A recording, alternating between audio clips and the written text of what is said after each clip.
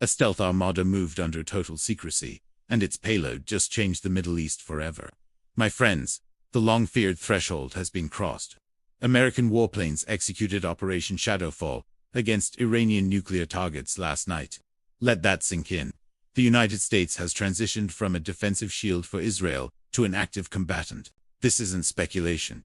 It's the new reality. The Pentagon's most elusive aircraft, the B-2 Spirit stealth bombers, were the tip of the spear.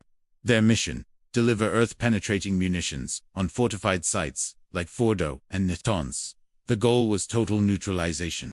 Meanwhile, beneath the waves, submarines unleashed volleys of cruise missiles. The operation was vast, coordinated, and designed for maximum shock. Why now? And what does this mean for the world? To understand this escalation, we need to rewind.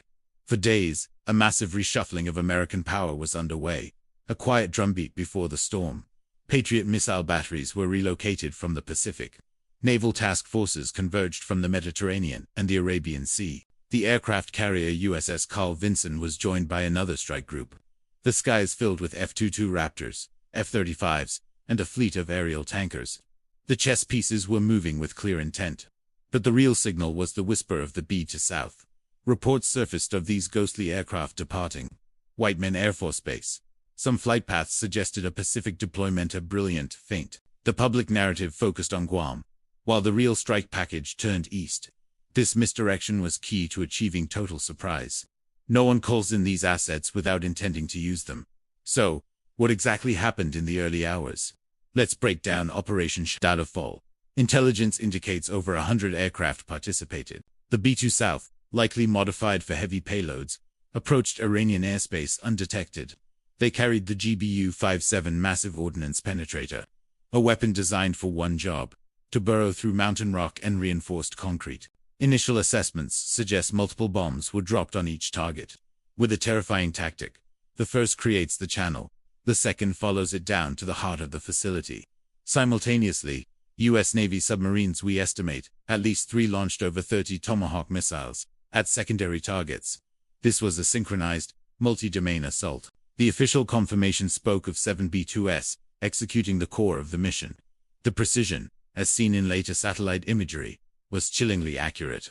We're looking at a series of distinct impact craters, grouped with surgical intent, not on the facility entrances, but directly above the suspected underground halls. But here is the critical, unanswered question. Was it successful? The aftermath presents 2 starkly different pictures. U.S. sources claim the strike severely degraded Iran's nuclear capabilities, potentially hitting critical infrastructure like ventilation and corridors deep underground. Iranian state media, conversely, reports no significant damage at Fordow. So who's telling the truth? An intriguing detail complicates the story. In the days preceding the attack, satellite imagery showed unusual truck activity near the Fordow site. Was Iran moving critical equipment? Have they mastered the art of dispersal and deception? The true extent of the damage may remain hidden, literally, under the mountain. The mountain was pierced, but its secrets may still be intact. This leads us to the most dangerous phase: retaliation. What will Iran do next?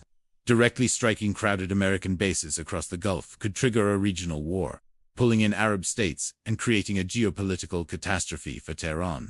A more likely, and insidious, response is already unfolding. Reports indicate Iranian forces have begun jamming and harassing commercial shipping in the Strait of Hormuz. Partner groups like the Houthis may escalate in the Red Sea. This is a strategy of asymmetric economic warfare. 1,000 cuts meant to bleed us resolve without triggering a full-scale conflagration. The United States has entered a new and volatile chapter. An offensive strike of this scale cannot be walked back. It recalibrates every alliance and hostility in the region. We are now in a tense waiting game, measuring the silence between actions and reactions. The first bombs fell in silence, but the echo will be deafening.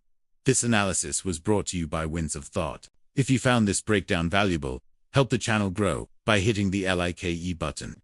It supports us more than you know. For deeper dives into history and current conflicts, subscribe to Winds of Thought. Thank you for watching.